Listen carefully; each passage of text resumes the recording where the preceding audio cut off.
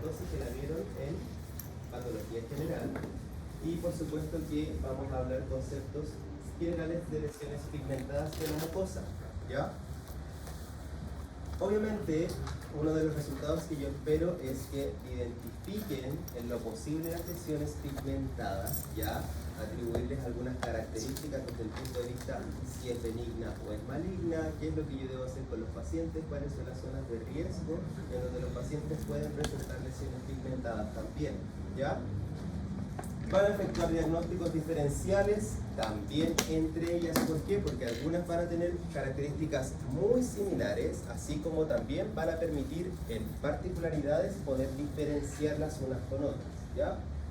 Dentro de las lesiones pigmentadas que vamos a revisar en esta clase está la pigmentación racial, la hipermelanogénesis, el tatuaje por amalgama, los nebus, el melanoma, la mácula melanótica oral y también las lesiones que son de carácter multifocal que se deben principalmente a enfermedades con características hereditarias. Una es la neurofibromatosis tipo 1 y 2, otras son alteraciones a nivel de las glándulas, como lo es la enfermedad de Addison y también el síndrome de Peutz-Jeghers, ¿ya? Que pueden generar pigmentaciones de manera múltiple, ¿ya?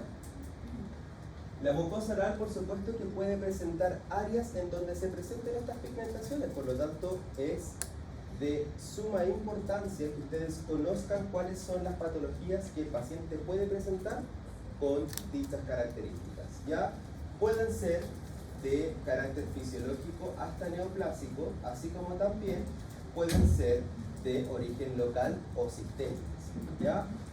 De esta manera vamos a identificar en lo posible el agente causa de las lesiones pigmentadas y también vamos a elaborar diagnósticos diferenciales, ¿ya?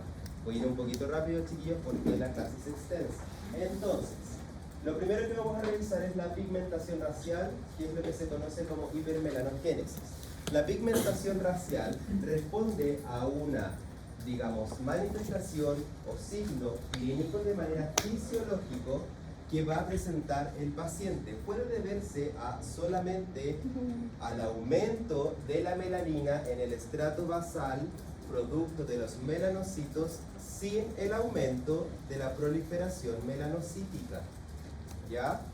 O también puede ser de manera étnica, ya que tenga un componente genético. Acá se produce un aumento de la producción de la melanina sin factores causales, ¿ya? Los melanocitos están hiperreactivos, recuerden que ellos van a sintetizar su melanina, la tienen en su citoplasma, pero mediante sus proyecciones, porque los melanocitos son considerados células dendríticas, se las entregan a los queratinocitos para que esto manifiesten el color en la piel, ¿ya? No altera la morfología normal de la mucosa. ¿Dónde es frecuente ver las hipermelanogénesis? Principalmente raciales en la encía adherida, en la lengua y en los labios, ¿ya? ¿Y cómo es que la vamos a ver? Como estas máculas de color mucho más marrón o café que se van a extender dependiendo del grado de lugar que va a estar afectando, de manera plana, obviamente, como lo dice su lesión elemental, y de carácter más bien homogéneo, ¿ya? En general lo podemos observar en los pacientes que son principalmente más morenos, ¿ya? Obviamente en la raza negra es muy frecuente que nosotros podamos observar pigmentaciones raciales, ¿ya? Y en los pacientes chilenos incluso que son más morenos también van a observar pigmentaciones raciales, ¿ya? Cuando yo observo la histopatología de alguna lesión que me haga pensar que puede o no ser una pigmentación racial y yo le indico una biopsia porque estoy dudando de otras cosas, ¿qué es lo que debo observar para yo quedarme tranquilo con ese paciente y descartar que no sea una cosa mala? Por supuesto que el epitelio va a estar normal, sin alteraciones. Los melanocitos tienen que estar remitidos hacia el estrato basal. El melanocito no se puede ver en otro estrato que no sea en el basal. Si se ve en otro estrato, está mal, ¿ya? Y ahí es un cambio neoplásico. Además, yo voy a ver casi todo el estrato basal con pigmento, ¿ya? Y ese pigmento es lo que se conoce como hipermelanogénesis. La hipermelanogénesis entonces no lleva a que los melanocitos hayan aumentado en proliferación, sino que solo están produciendo más pigmento. ¿Ya? ¿Vamos bien, chiquillos?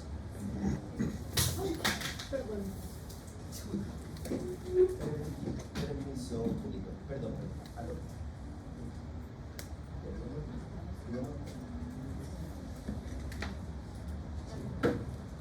Cuidado acá, doctora, perdón. Ya. Entonces, acá hay aumento de la pigmentación de la capa basal sin aumento en el número de los melanocitos. ¿Ya? Es importante saber que acá en la histopatología van a observar un epitelio y el tejido conectivo. Y ese tejido conectivo en la encía se denomina. ¿Cómo se denomina el tejido conectivo en la encía? Corion. ¿Ya? Corion. ¿Ya? Corion, que viene de core en inglés, de core, como de núcleo, de centro. ¿Ya? Esa es la forma de que se entiende cuando los patólogos les van a decir de repente en el core de la lesión, en el centro de la lesión, ¿ya? O está remitido al corion de la lesión, hacia el centro de la lesión, en lo profundo. ¿Ya? ¿Qué pasa de repente con esta pigmentación, niños? Esa pigmentación puede que no solo se mantenga en el estrato basal contenida, puede que uno la observe en el tejido conectivo subyacente, en el corion subyacente. Cuando pasa eso, yo lo denomino incontinencia de pigmento. ¿Ya? Es decir, que los queratinocitos no fueron capaces de mantener ese pigmento en ellos y se les cayó hacia el tejido conectivo. ¿Ya? ¿Te quedó claro? Incontinencia, no incontingencia. Incontinencia. Incontinencia, ¿sí? Incontinencia de pigmento. ¿Ya? Ahora, tenemos la melanosis del fumador, ¿ya? Que es obviamente el aumento de la pigmentación, pero aquí ya tenemos una causa conocida. En este caso, el cigarro, ¿ya? La melanina va a aumentar porque el melanocito está siendo estimulado principalmente con humo, con depósitos exógenos, como son los depósitos que deja el fumar, y por supuesto calor para que este sintetice mucha más melanina. ¿Ya? ¿Dónde es más frecuente? En la encía adherida antero-inferior, en la cara interna de la mejilla y en el paladar. ¿Ya? Y es que ¿cómo las vamos a observar? Como estas manchas cafés que se extienden en la mucosa, principalmente, sobre todo si es el labio o en la mucosa de la mejilla interna. ¿Ya? Pueden verse como máculas que van a ir moteados en diferentes partes en la superficie. Muy difícilmente se presentan como un área homogénea grande café, ¿ya? Sino que se dan cuenta que es discontinua, ¿verdad? Ya, a eso es lo que quiero llegar, que en el fondo obviamente la mucosa se ve que está teñida, que aumentó su melanina o la producción de melanina por parte de los melanocitos en porciones focales, dependiendo de la superficie en donde se está encontrando. ¿Ya? Lo mismo observamos en la cara interna de la mejilla y también en la encía adherida antero-inferior principalmente. Y es que las zonas en donde se va a manifestar la melanosis del fumador, chiquillos, es muy congruente con las zonas en donde se apoya el cigarro. ¿Ya? Hay pacientes que dejan el cigarro no entre medio de los dientes, sino que solo entre medio de los labios acá. ¿Sí o no? Ya. Hay otros pacientes que dejan el cigarro entre medio de los dientes y el cigarro se va así, entonces va a ir a teñir la zona de el... ¿Dónde? Ya, puede teñir la zona del paladar. Hay pacientes que se dejan el cigarro acá, en diagonal, etc. Esos contactos, o del lado inferior, esos contactos van a hacer que se tiñan las zonas de preferencia. ¿Ya? Por supuesto que, lógicamente, los pacientes con este pigmento, muchas veces que son fumadores de larga data, de manera crónica, pueden presentar acompañados de estados deplorables a nivel higiénico. ¿Ya? Otro de los pigmentos que nosotros vamos a observar a nivel de la cavidad oral es el tatuaje por amalgama, el tatuaje por metales. ¿Ya? Es una impactación traumática de amalgama en la mucosa. Usted ya no hace la amalgama, ¿verdad? ¿No? Ya. La amalgama, me siento así como un viejo ya. Bueno, la amalgama, cuando está en la fase de compactación, ya, o de bruñido, uno saca como partículas, ¿verdad? Salen partículas del material. Esas partículas del material, sobre todo las amalgamas, que uno no ocupa un aislado absoluto, ¿sí o no? Ya, se incrustan en el tejido periodontal subyacente, ¿ya? Muchas veces pueden entrar o por el clérice o por alguna dehiscencia del epitelio, alguna herida, etcétera, hacia el tejido conectivo. ¿Vamos bien? Ya. Cuando entran, se mantiene, se eleva un grado de inflamación muy leve y que después ya cesa, disminuye completamente. Pero ¿qué es lo que pasa en el tejido conectivo subyacente al epitelio? Se depositó este metal, por lo tanto se empieza a degradar en forma de pigmentos exógenos. ¿Ya? Porque existen pigmentos intracitoplasmáticos, ¿ya? Intracelulares, aparte de los exógenos. ¿Cuáles eran los intracelulares? Lipofucsina, bilirrubina, hemosiderina, melanina. ¿Ya? Esos son intracelulares. Y exógenos tenemos metales. ¿Ya? Entonces, esta pigmentación que es bastante común de observar, chiquillos, ¿qué hacen ustedes como dentistas? Ven un área que está con una mácula, por ejemplo, que es una mácula oscura. Ven si es zona de riesgo. ¿Zona de riesgo cuál es, profe? Paladar y encía, reborde alveolar. ¿Ya? Si está en zona de riesgo, en un reborde alveolar, por ejemplo, y está en déntula, ¿usted qué le van a preguntar al paciente? ¿Usted tenía algún diente con alguna amalgama antes? Eso preguntan primero, ¿ya? Doctor, no me acuerdo. Ok, tómese una periapical. ¿Por qué? ¿Qué espero ver yo en la periapical? Un área radiopaca, bien, un área radiopaca. Y si no la veo, ¿qué hago? Biopsia. Si yo no veo el área radiopaca, lo tengo que mandar a biopsiar. Porque tengo que descartar que eso, que está en un área de riesgo, no sea un melanoma. ¿Se entiende? Ya. Vamos bien. Entonces, en tejidos blandos adyacentes a restauraciones de metales o en las zonas apicales, ya muchas veces por incrustación de metales hacia la zona de la raíz, sobre todo en esos pernos colados que llegaban hasta el ápice, ya, que pueden generar las pigmentaciones en los pacientes. Son máculas negras, grises, que no cambian con el tiempo, se mantienen remitidas en el tamaño, ¿ya? Y es que estas lesiones son asintomáticas y generalmente la mucosa no está inflamada. ¿Dónde es frecuente observarlo? En las zonas como el reborde alveolar, el fondo de vestíbulo, en la cara interna de la mejilla, en donde también cae material fragmentado del metal, y en el piso de boca, ¿ya?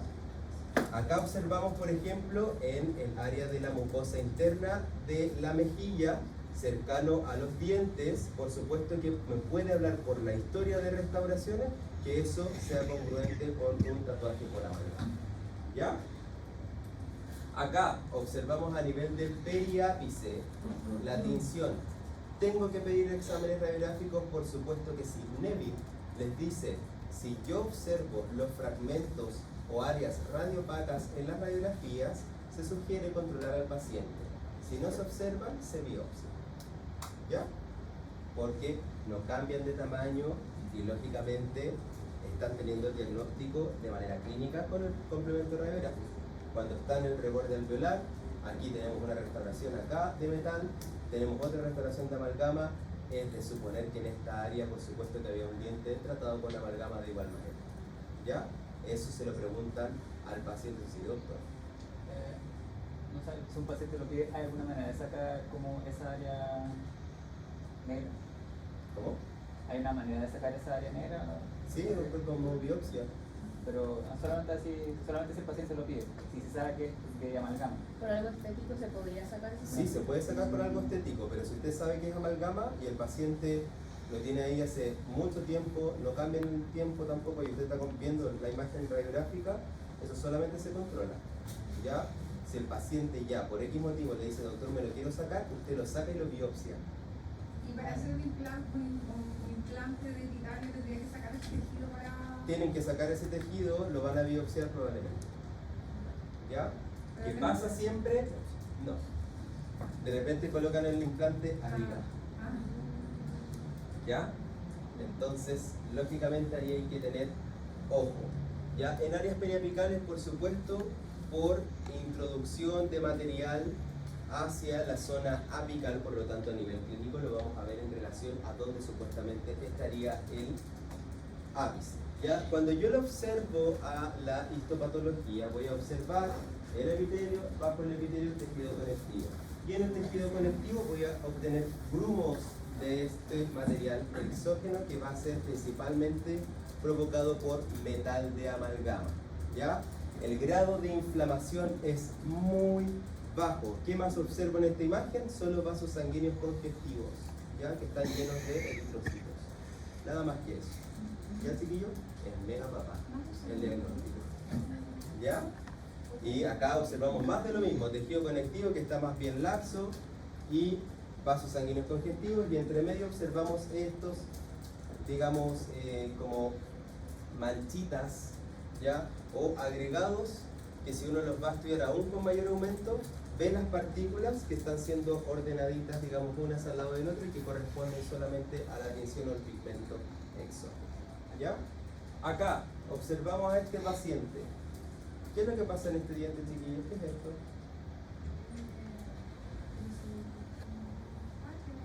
¿Qué es este diente?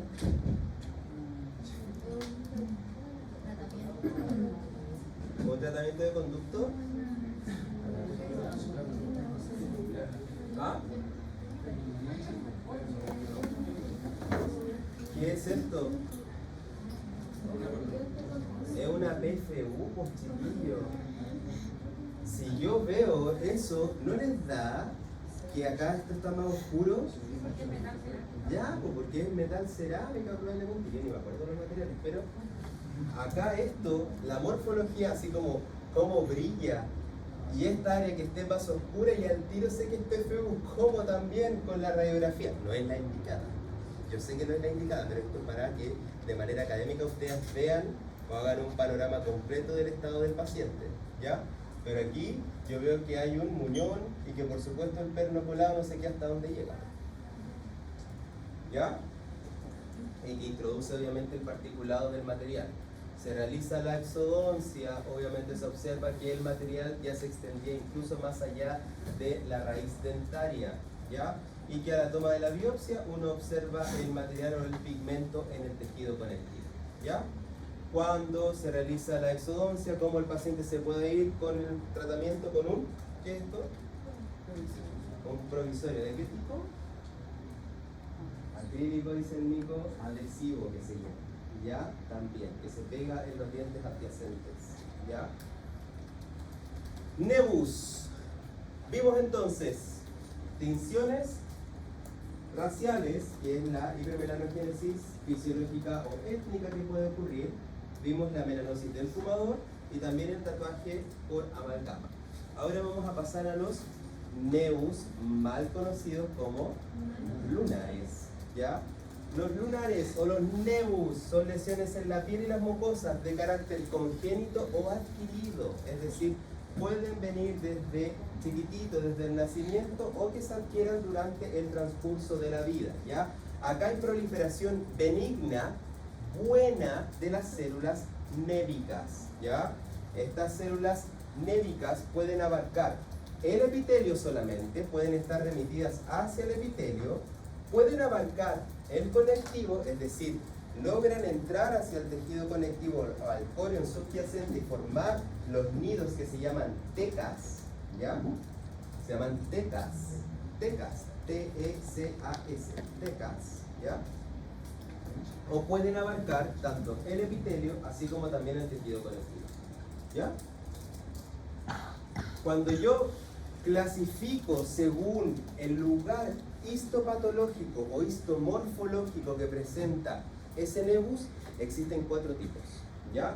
Existe el nebus de unión, en donde yo voy a observar células névicas solo remitidas hasta la membrana basal, ¿ya? Porque la membrana basal es la zona de unión entre el epitelio y el tejido conectivo, ¿ya? Voy a también tener nevus compuestos en donde voy a tener células névicas en el epitelio y en el tejido conectivo, ¿ya? Vamos a tener nevus intradérmico o intramucoso, si es que ocurre a nivel de la cavidad oral, se entiende por qué se denomina así, ¿verdad, chiquillo? Ya. Intramucoso, en donde las células névicas solo están en el tejido conectivo subyacente, no comprenden el epitelio, ¿ya? Y tenemos el nevus azul, que es la proliferación de células névicas que tienen un carácter más fusado, que están en lo profundo del córeo. ¿Vamos bien? Ya. Entonces, cuando yo observo al nevus, ¿qué lesión elemental tengo que ver? Una mácula, ¿ya? Esa mácula plana que puede estar en la zona del paladar, en la zona de la cara ventral de la lengua, cara interna de mejilla, etc. ¿Existen zonas de riesgo que yo debo considerar? Por supuesto que sí, que es lo que les dije anteriormente. Paladar duro, reborde alveolar. Si yo veo un nevus en esa área, es mejor sacarlo y biopsiarlo antes que decirle a la paciente que lo controlemos, y porque eso le apareció hace poco. ¿Se entiende, chiquillos? Ya. ¿Ah? En el labio también aparecen, pero el labio no es una región de riesgo. Entonces, muchas veces los pacientes que tienen nevus y que aparecen en el labio dicen: doctor, lo he tenido toda mi vida, solo lo controlo. ¿Ya? El nevus de riesgo es en paladar duro y en reborde, ¿ya? Y hay que considerar, obviamente, signos clínicos, ¿ya? Estos pueden ocurrir en cualquier parte de la mucosa, paladar, mejilla, encía, y son las localizaciones más comunes, ¿ya? Sin embargo, el nevus mucoso, obviamente, chicos, o submucoso, es el que más se va a encontrar a nivel de cavidad oral. Y es lo que yo les decía, como una lesión pigmentada siempre se debe considerar el ABCDE, ¿ya? Que se le agrega la E, que es de tiempo de evolución, preguntar cuándo apareció, si esto lo ha tenido toda su vida, etc. A de asimetría, por supuesto, evaluando lógicamente la forma de la lesión, si se replica de un lado a la otra, los bordes, si es que son regulares o irregulares, el color, si es homogéneo o heterogéneo, y el diámetro, ¿ya? Muchas veces algunas lesiones, incluso por más benignas que parezcan y que estén en zonas de poco riesgo, como lo es el labio, uno debe controlarlas para evaluar si es que estas van aumentando de tamaño en el tiempo, y por supuesto indicar la biopsia cuando sea indicada. ¿Ya? Ahora, cuando yo observo a la histología un nevus, las células névicas van a estar aumentadas en número. Por lo tanto, si aumentan las células névicas en número, aumentan las pigmentaciones. Y dependiendo en dónde se encuentren ellas, es que yo voy a clasificar según los 4 tipos de nevus que tenía. ¿Ya, chiquillos? ¿Les queda claro eso? Ya. Entonces, aquí por ejemplo tenemos el caso de un nevus que está en la cara interna de la mejilla. A la biopsia se observa que tiene, lógicamente, tecas a nivel del epitelio y a nivel del córeo, el tejido conectivo subyacente. ¿Sería un nevus? ¿Sería un nevus? Compuesto. Bien, doctora. Compuesto. Variantes del nevus. 2 variantes, ¿ya? Está el nevus de Sutton, ¿ya? O el nevus halo, yo lo conocía como de Sutton, ¿ya? Y el nevus de Sutton, ¿qué es lo que pasa? Que va a tener un área central que va a ser mucho más pigmentada y que va a estar rodeada por un halo que es menos pigmentado, ¿ya? ¿Por qué?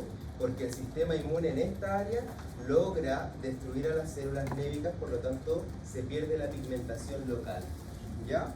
En el nevus azul, es lo que yo les explicaba, las células névicas logran entrar al tejido conectivo mucho más profundo de lo común, son más bien fusadas y generan esa pigmentación que cuando uno la mira da esa tonalidad más azulada, ¿ya? Las pigmentaciones de los protones son siempre subepiteliales, eso es lógico porque ocurren en el tejido conectivo, ¿ya? ¿Por qué se ataca al nevus y queda en el Sutton? ¿Cómo? ¿Por qué se suprimir al nevus en el caso de Sutton? Porque las células névicas pueden presentar cierto grado de atipía, ¿ya? Y ese grado de atipía, sí. Las células névicas, a ver, lo que pasa es que Las células nébricas, cuando uno estudia, chicos, los nebus, pueden presentar cierto grado de atipía y uno puede pensar que son malignas, ¿ya? Pero las células nébricas no es solo una, hay 4 tipos de células nébricas que se encuentran en un tipo de nebus. ¿Se entiende? Ya, estas células nébricas pueden ser ovaladas, circulares, usadas, estrelladas. ¿Ya? Cuando una de ellas presenta alguna alteración, se eleva la inflamación. ¿Ya? Y eso se ocurre generalmente de manera localizada en los nebus de azúcar. ¿Ya? Al destruirlas, obviamente, se pierde la melanina. ¿Por qué? Porque es fagocitada. ¿Ya? Solamente eso. ¿Ya? No hay nada más que tengan que entender. ¿Ya? A menos que si quieren entender el mecanismo, pues eso. La nebus. ¿Ya? Ya. Nebus azul, características clínicas. Segundo nebus más común en boca. Este se observa principalmente en paladar duro cuando yo lo veo a nivel intraoral. ¿Ya? Los dorsos de las manos, el cuero cabelludo también es otra zona frecuente en donde yo puedo observar nebus azul. ¿Y qué voy a ver? Esto es piel. ¿Ya? Sí, es piel. ¿Ya? Tenemos epitelio. Bajo el epitelio, el tejido conectivo. Y en esta área yo observo la proliferación de células nébricas que están siendo organizados o se organizan en nidos. Esos nidos se llaman tecas nébricas, ¿ya? Y por supuesto que yo puedo observar áreas que están más cafés que corresponden al pigmento que está siendo liberado al medio, ¿ya? ¿Estamos bien, chiquillos? Y acá observamos a mayor aumento, lógicamente, la lesión en donde observo células. ¿Ven que las células no siguen un patrón o son todas iguales? No es como un epitelio, pues sí o no, ya, porque las células en los nebus tienen diferentes formas, ya, por eso es difícil incluso hacer el diagnóstico de los nebus atípicos, ya, porque ustedes saben el concepto de atipía celular, ¿verdad? ¿Saben lo que es la atipía celular? No sigue el patrón que debería responder a su localización funcional. No, está contestando con la... ¿Qué es la atipía celular? ¿Ah? Alteraciones de morfología, que son mutaciones, ¿ya? Entonces, cuando yo observo un nebus, yo tengo que saber realmente si es bueno o malo. Y puede haber un estado intermedio. Ese estado intermedio es el estado de nebus en atipía. ¿Se entiende, chiquillos? Todavía no es malo, pero va en camino. ¿Ya? Entonces, es difícil saberlo, sí, porque las células de los nebus son muy variadas entre ellas.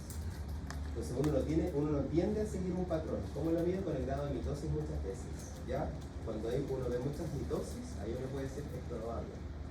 ¿Ya? Y acá, lógicamente, las células se ven bastante más buenonas, ¿ya? Y obviamente el pigmento intercelular, ¿ya?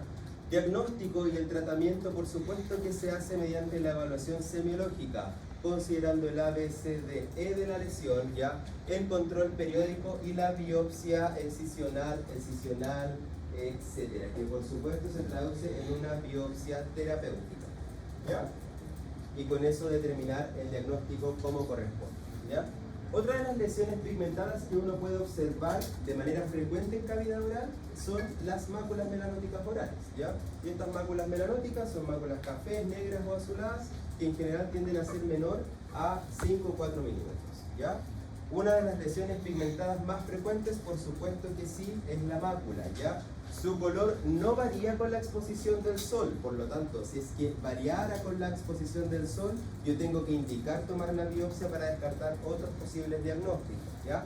En el labio inferior y la lengua son ubicaciones más comunes, y acá hay aumento de la melanina en el estrato basal, donde lo observo: epitelio plano, pluriestratificado, ortoqueratinizado, acompañado de tejido conectivo. Observo vasos sanguíneos, algunos que están congestivos acá, ¿ya? Y además, a nivel del estrato basal del epitelio, observo un aumento de la pigmentación sin aumento de la proliferación de los melanocitos. ¿Ya? Ahí estamos en presencia de una mácula melanótica. ¿Ya, chiquillos? La descripción que yo les hice anteriormente es histopatológica. ¿Ya?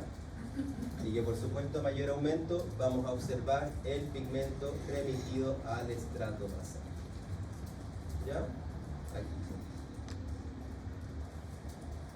Clínica y la ubicación son orientadoras para el diagnóstico. Por supuesto que si la mácula melanótica la veo en sitios de riesgo, la voy a indicar biopsia. ¿Ya? La conducta clínica para lugares de bajo riesgo solo es el control. ¿Ya?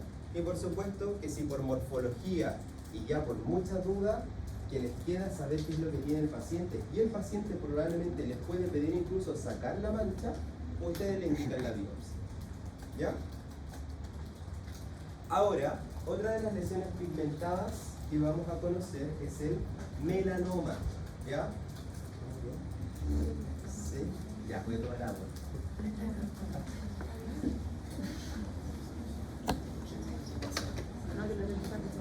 Sí.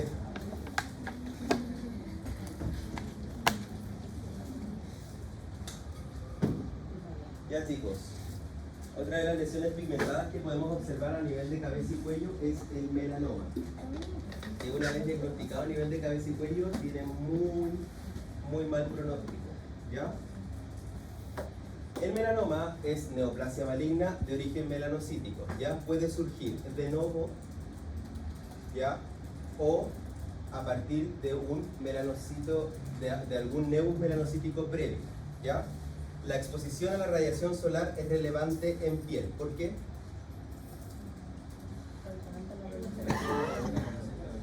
¿Cómo? Porque aumentaría la proliferación anormal de los melanocitos. Ya doctora, va bien, pero ¿qué pasa? Altera el ADN de manera extrínseca, ¿sí o no? Al alterar el ADN suprime uno de los genes supresores tumorales primordiales, que es ¿cuál? Ya, P53. ¿De si se acuerdan al tiro, sí o no? Ya. ¿Y que P53 qué es lo que sensa? No sensa la apoptosis. No. ¿Qué sensa P53? Es el guardián del genoma.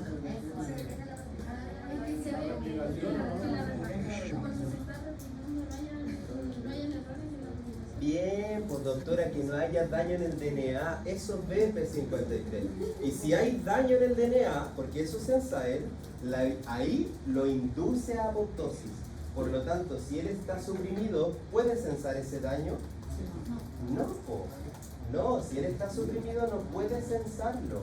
Entonces, si no lo censa, la célula tiene un daño en el DNA y logra replicar. Igual, cuando ella debería haber sido mandada a morir. ¿Ya? Ya. Es el tercer cáncer cutáneo más común, responsable del 75% de las muertes por neoplasias cutáneas. ¿Ya? En piel ocurre principalmente en pacientes blancos. Ya, me salgo. Me salgo, ¿ya? Entonces, aquí los blancuchos, alguna vez que joder, ¿sí o no? Ya. Ya. La edad es el rango amplio, chiquillos, que va entre los 45 y los 84 años. ¿Ya? En mujeres hay predilección por menores de 40 años y en los hombres, por supuesto, que en edades más avanzadas. En mujeres principalmente en piernas, ¿ya? Y en los hombres en la espalda. Por lo tanto, siempre hay que estar revisando las extremidades e incluso las zonas plantares de los pies. Por supuesto que sí, porque son sitios en donde puede ocurrir el melanoma, ¿ya? Nadie se anda mirando la planta de los pies, pues, y ahí ocurre, sobre todo en la craneal lentiginosa, que es uno que tiene peor pronóstico. ¿Ya? Ya vamos a conocer. Uno de los mecanismos por los cuales el melanoma tiende a metastatizar o tiende a generar problemas a distancia es por la transformación epitelial mesenquimal. ¿Conocen eso? Por la transformación epitelial mesenquimal. ¿Lo conocen? ¿No? Ya. ¿Tienen un plumón? Sí. Vamos.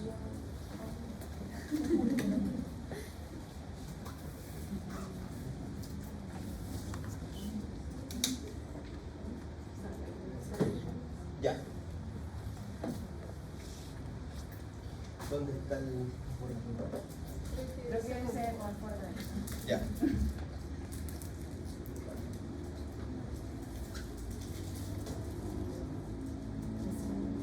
Ya, chicos.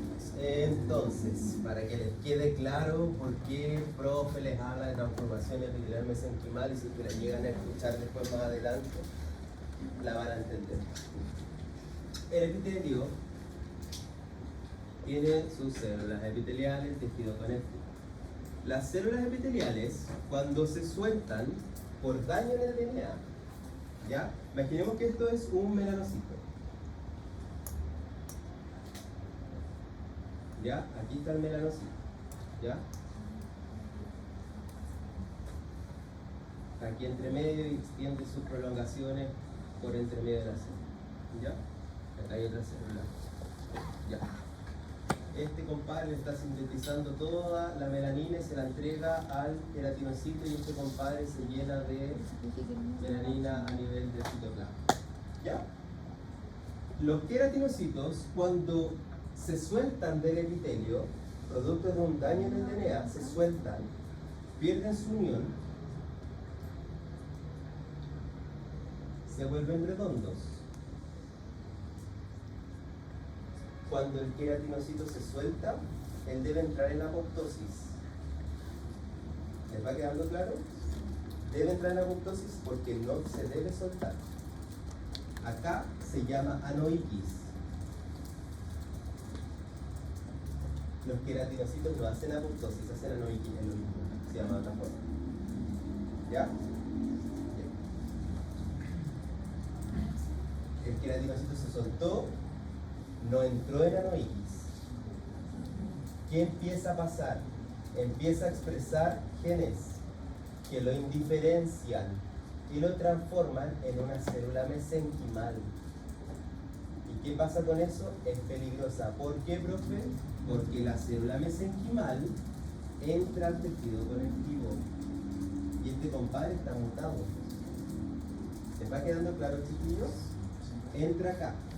¿Y cómo es mesenquimal? Cambia la forma, muchas veces estrellada. Entonces, este compadre que ya está en estado mesenquimal, que es un estado previo a ser célula epitelial, ¿ya? Puede viajar a los vasos linfáticos principalmente para hacer metástasis.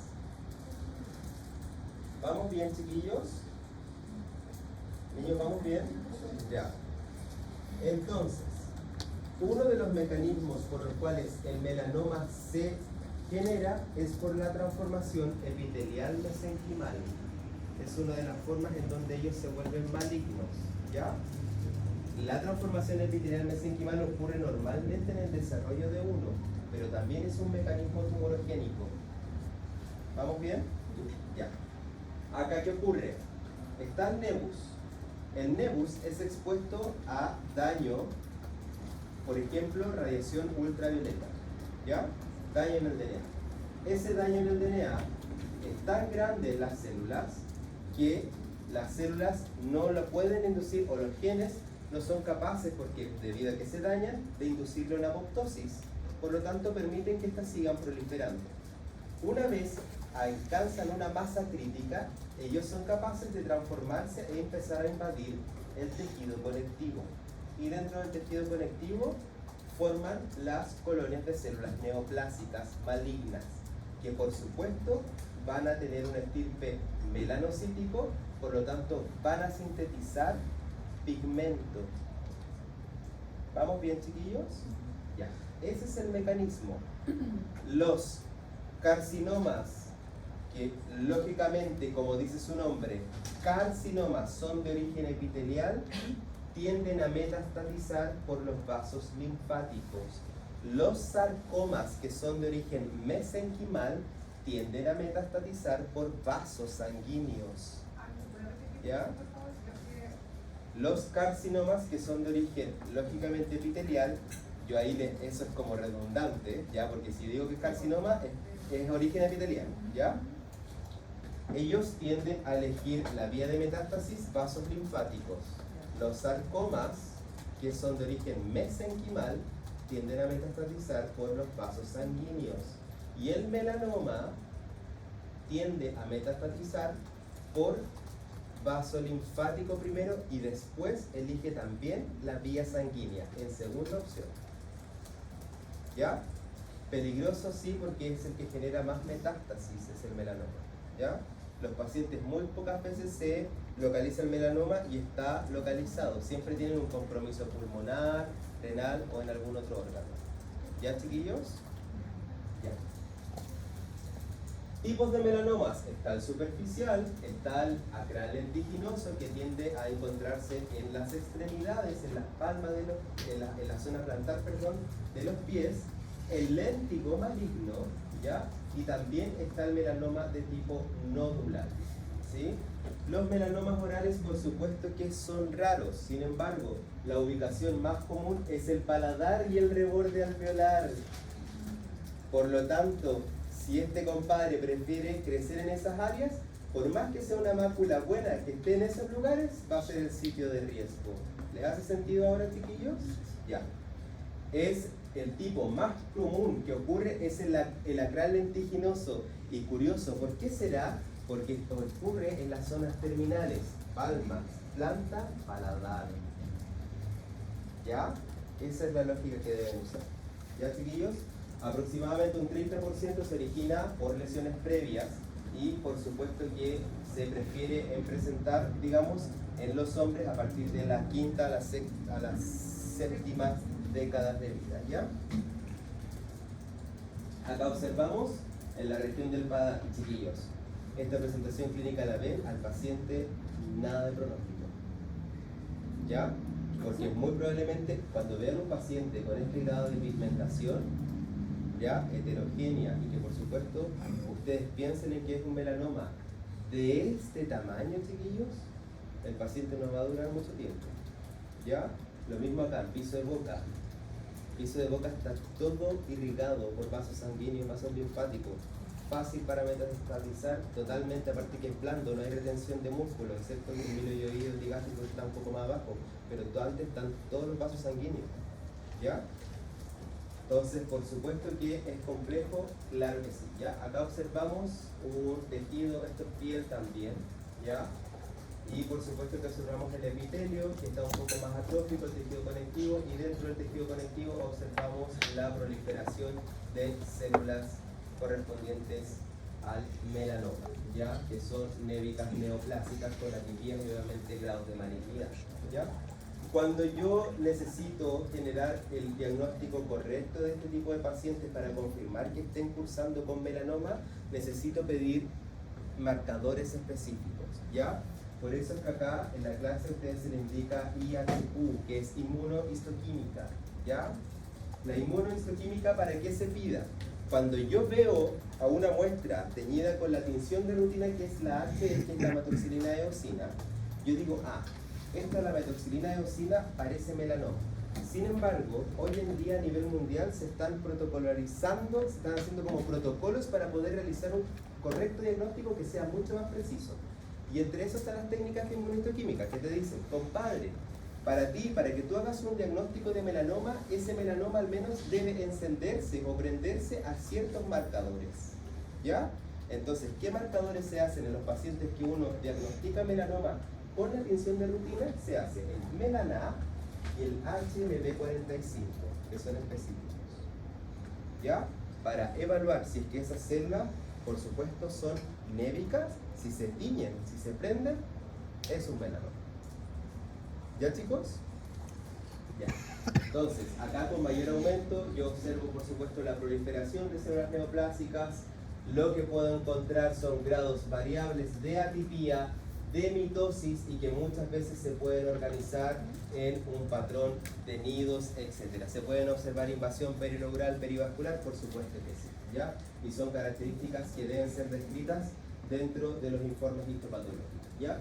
Acá observamos tinciones de inmunohistoquímica. No me interesa describir cómo es que ustedes tienen que observar, cuál es el patrón que tengan que observar, si es perinuclear, perimembrana, la zona apical, etc. Eso no me interesa porque eso es de especialidad. Sí saber que tengo que pedir Melan A y HMB45 para, si es que yo dudo de un diagnóstico, con eso lo voy a confirmar. ¿qué otra tinción sale acá? Es el KI 67. El KI 67 siempre lo van a leer, y lo van a leer cuando veamos la unidad de tumores y quistes, ¿ya? Sobre todo en tumores y neoplasias. El KI 67 mide el grado de proliferación. Yo tiño una muestra de un tejido que está muy proliferativo, que es muy maligno, indica que está haciendo mitosis todo el rato. Yo lo tiño con KI 67 y se va a teñir entero. Y eso me va a indicar el porcentaje de actividad de ese tumor. ¿Ya? KI 67, grado de proliferación. ¿Ya? Entonces, cuando yo observo una lesión pigmentada, debo tener características como la simetría, los bordes, el color, el diámetro y por supuesto de esa manera me permito yo comparar con las lesiones malignas. ¿Ya? Ahora, para finalizar vamos a observar las lesiones, o vamos a repasar lo que son las lesiones multifocales pigmentadas y cuáles de ellas o qué enfermedades producen a este tipo de lesiones a nivel de cavidad oral. Está la enfermedad de Addison y la neurofibromatosis múltiple, principalmente la tipo 1, que es la que vamos a ver en mayor detalle. ¿Ya? La enfermedad de Addison es esta insuficiencia adrenocortical primaria, principalmente que se genera por una atrofia de la glándula. Es en los pacientes, digamos, una patología que lo afecta a nivel sistémico, por supuesto que sí, además de generar como el bronceado que va ocurriendo en el tiempo, producto de esta falla a nivel de la glándula. Genera también pérdida de peso, náuseas, vómitos o hipotensión. ¿Ya? ¿Qué es lo que puede provocar la enfermedad de Addison? Infecciones en las glándulas suprarrenales, enfermedades autoinmunes o puede ocurrir de manera idiopática. Y es importante saber que tanto los déficits de corticoides, ¿ya? Y de aldosterona pueden, por supuesto, ser provocados por una atrofia de la corteza adrenal, ¿ya? O una alteración a nivel adrenal solamente, pueden generar cambios clínicos en el paciente, como es la pérdida de peso abrupta y por supuesto las pigmentaciones a nivel de la piel y de la mucosa, ¿ya? El bronceado va a ocurrir a nivel de los pliegues de la piel y en las zonas articulares. A nivel de la mucosa oral se van a observar como máculas, ¿ya? Pigmentadas de color café. ¿Son reversibles? Por supuesto que sí. Si el paciente se trata de manera sistémica la enfermedad de Addison, al paciente se le van las pigmentaciones. ¿Ya, chiquillos? Signos y síntomas, por supuesto que son variados, chiquillos. Fatiga, malestar general, pérdida de peso, etc. Dentro de los signos tenemos el incremento de la pigmentación, hipotensión, anemia y también estados como el vitiligo, o que hacen una semblanza a lo que es el vitiligo, que son manchas de áreas hiperpigmentadas e hipopigmentadas. ¿Ya? Dentro de las características clínicas que observamos acá, observamos pigmentaciones en los bordes laterales de la lengua y también en la mano. Aquí un poco claro, por favor véanlo en su clase, eso sí, ¿ya? Que es donde pueden verlo con mejor color, pero que lógicamente se extienden tanto a nivel de la piel, así como de la mucosa oral. Otra de las patologías que tenemos que revisar es la neurofibromatosis múltiple. La neurofibromatosis, chiquillos, es una enfermedad autoinmune de carácter hereditaria de carácter autosómica dominante, ¿ya? Hereditaria, ¿ya? Hay más de, por lo tanto, si es hereditaria y de carácter autosómico dominante, se debe principalmente a alteraciones en el padre, ¿ya? Padres que tienen, hombres que tienen hijos sobre los 35 años, ¿ya? Hay más de 8 variedades de tipos de neurofibromatosis, ¿ya? Y acá las neurofibromatosis se llaman así porque van a generar múltiples tumores. Entre esos tumores se denominan neurofibromas, que se originan a partir de células de Schwann, ¿ya? Y también fibroblastos que son más bien fusados para generar estos aumentos de volumen que en cavidad oral van a ocurrir principalmente en la lengua, ¿ya?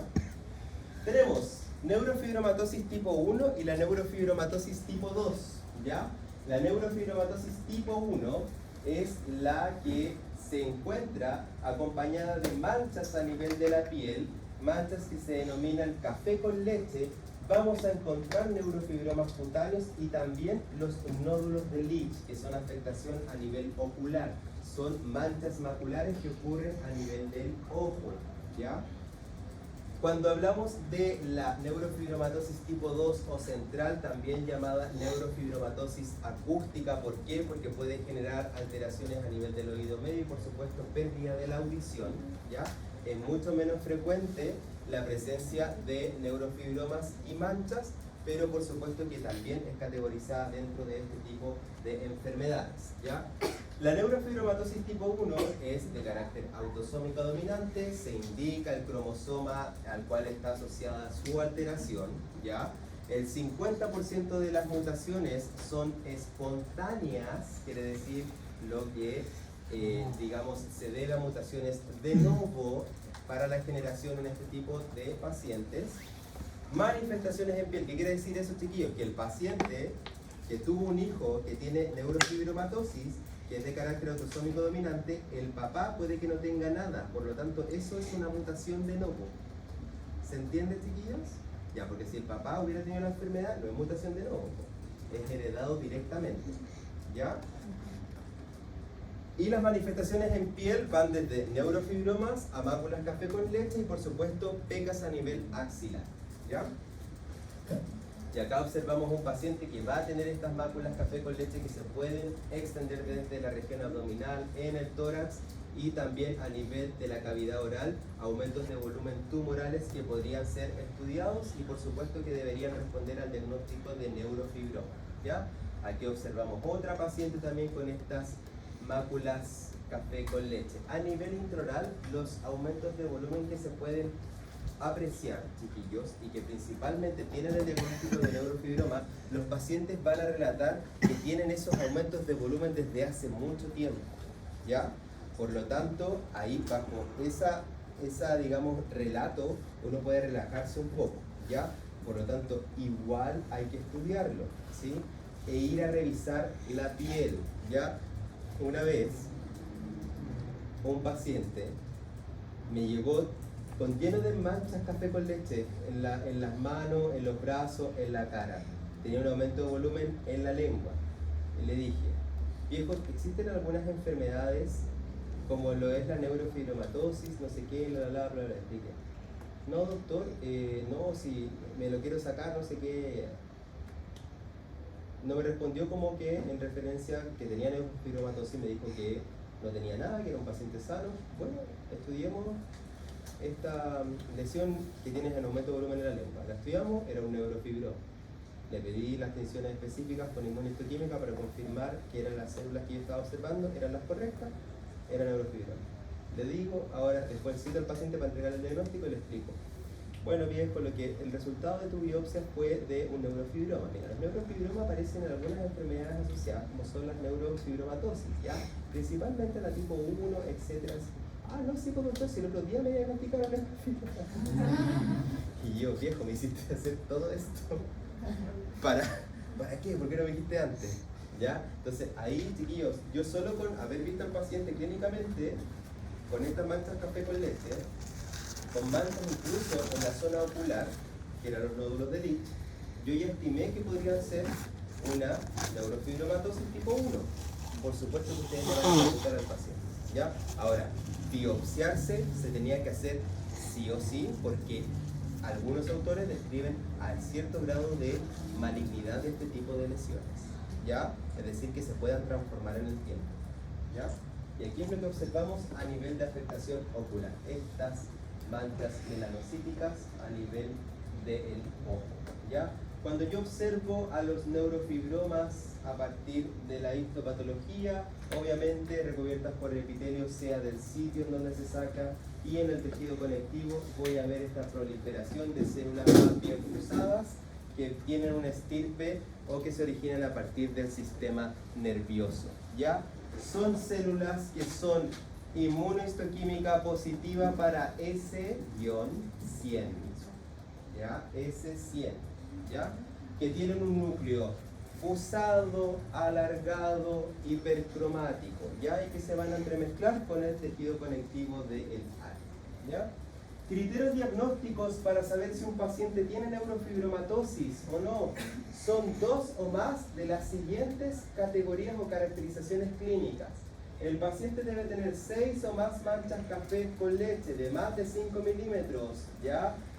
2 o más neurofibromas en cualquier tipo o un neurofibroma plexiforme, ya que son patrones histopatológicos.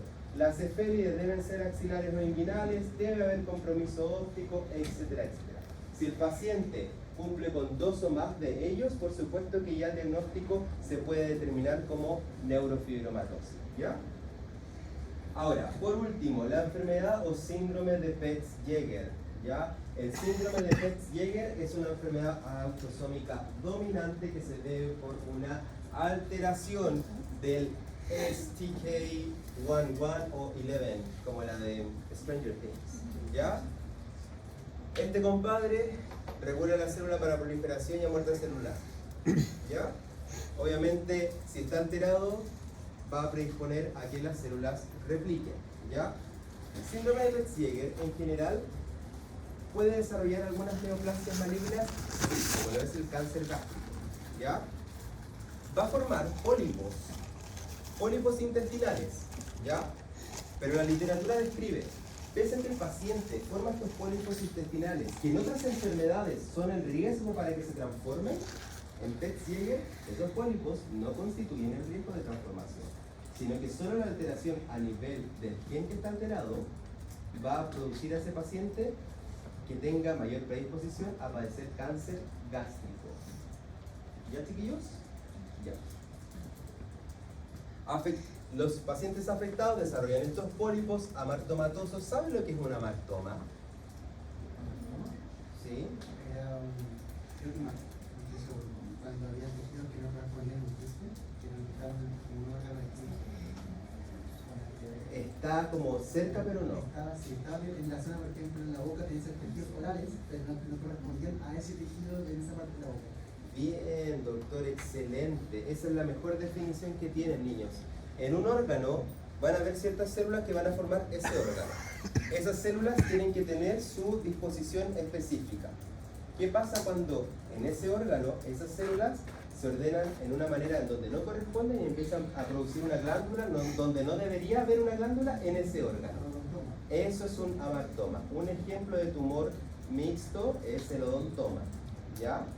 El odontoma, que es un tumor benigno que genera la formación de dientes, pero donde dentro del hueso, cuando los dientes ya fueron formados, donde no corresponden, ¿ya? Como entre medio de los dientes, ¿ya?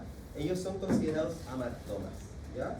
Acá se desarrollan amartomas, pólipos amartomatosos, es decir, que las mismas células que están en la zona del órgano afectado, por lo tanto, no tienen ese riesgo tan grande de transformarse porque son de la misma estirpe o de la misma hoja embrionaria, ¿ya?